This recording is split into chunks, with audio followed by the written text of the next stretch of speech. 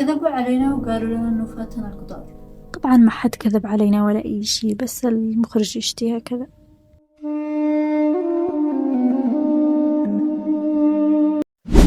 وأكيد بينقصتها أنا قطار النجاح، مش أي قطار ثاني. وتخيلوا أن في دراسة بريطانية بتقول إن متوسط عمر النجاح 45 سنة. أيوة 45. بس اليوم بنشوف شباب بال30 وال20 وأقل حتى من ال20 بيعانوا من صدمة وإحباط، لأنهم متوقعين في السن هذا بيكونوا قد جنوا الثمار ويقطفوا حصاد السنين. النجاح مش ضربة حظ في يوم وليلة. وأنا أقول هذا الكلام مش من مكان راحة، بالعكس من مكان تجربة ومحاولات في كل مرة. والعامل المشترك بين الناجح والفاشل إنهم الاثنين فشلوا، بس واحد وقف والثاني كمل وآمن بنفسه.